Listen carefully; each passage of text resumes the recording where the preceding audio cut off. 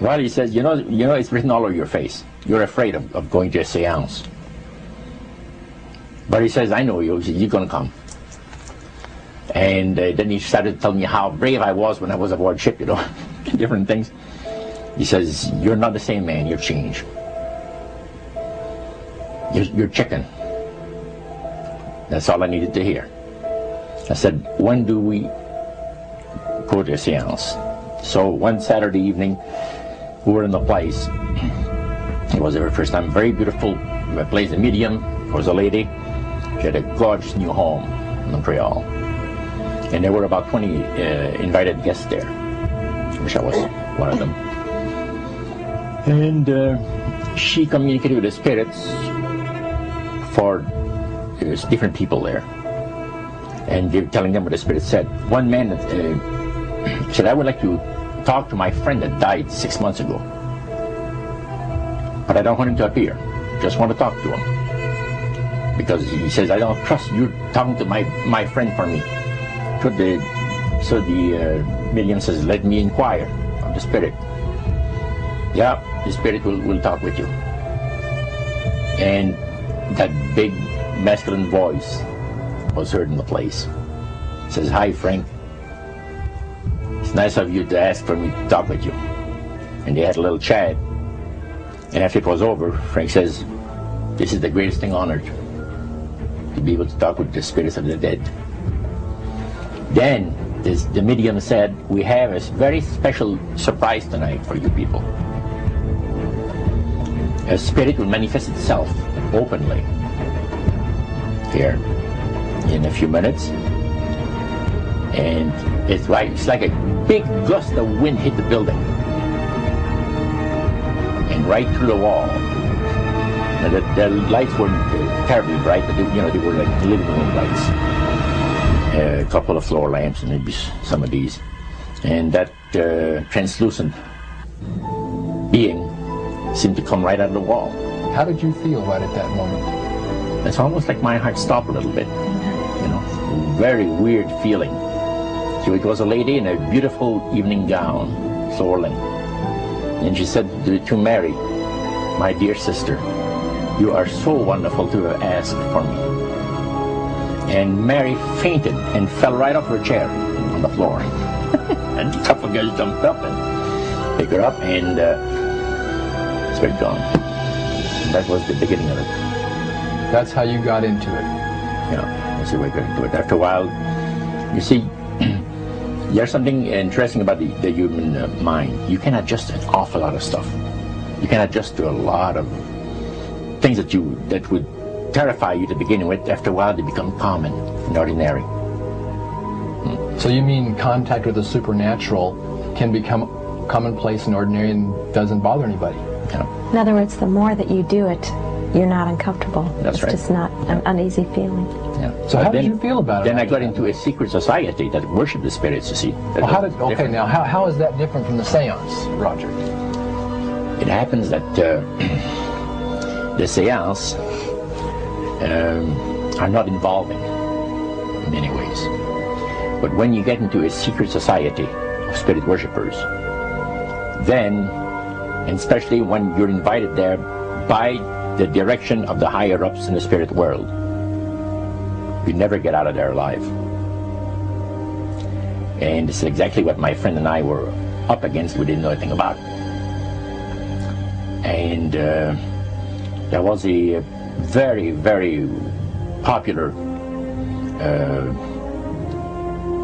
big band leader. Jazz musician? Band, yeah, very famous. And one night we went to one of these seances, and he was with his wife. So Roger, you're at this restaurant. What happened? We sat there, and we had our favorite alcoholic beverages, you know. And as we talked, the band leader says, I want power. I go right to the source of power. And he says, how do you think that I became famous the way that I am? Well, I said, you must have had some good luck. Well, he says, there's no such thing as good luck. He says, there's either some power working for you somewhere, or you don't get ahead in this world. Not in my type of occupation. So it went from there. We got talking about spirit worship. Did it intrigue you? Or did it make you want to find out more about what exactly he was talking about? Yeah.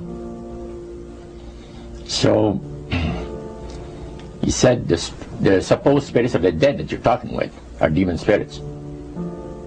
They're fallen angels. They're beautiful beings. Just set it out, just like that. Yeah.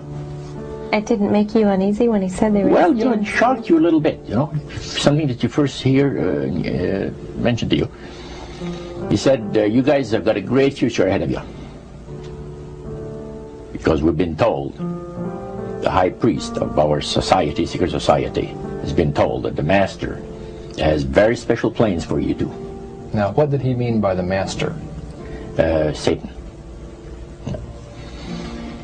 And we were interested to hear more about it. And he told us, he says, look, we worship spirits. We worship Lucifer and all his angels. They're just as beautiful as they did before they were cast out of heaven. He says there was a misunderstanding in the whole thing. He says among the inhabitants of the galaxies. And he says our master was misunderstood. And God did not bear with him like he does with people that make mistakes today. So we're in a warfare, good against evil. And we happen to be the evil ones, but we're not that bad. He says, I look at this business between the forces of good and evil. He says, you believe in one person believes in God, and everyone believes in Lucifer. It's like politics. So the great controversy is real. And you heard someone talk about it that's on the other side. And through these people, they are sold to the fact that Christ will not return to this planet with power and great glory. He's going to abdicate all claims to the planet, because the high priest once said that Christ will abdicate all claims to the planet because he knows that it is lawfully and rightfully Satan's.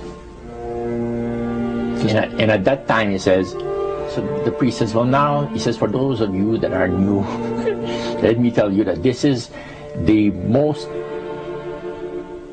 feasible way, he says, to please the spirits.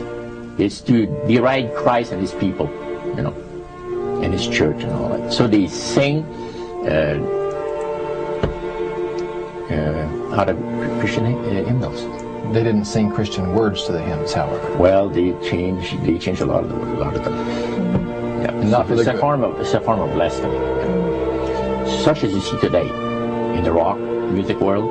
You see the entertainers, they have these crosses. The ladies got earrings, crosses. The guys got crosses. This is a form of blasphemy, a form of deriding Christ. You see, spirits cause the people to do that, to find pleasure in wearing this type of emblem, which is the cross is the emblem of the crucifixion of Christ to the Christians. Better to reign in hell than serve in heaven, is that it? Why not? I'm here on the ground with my nose in it since the whole thing began. I've nurtured every sensation man has been inspired to have.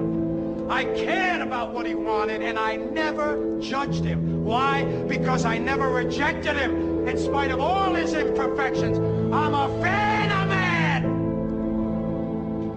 I'm a humanist. Maybe the last humanist.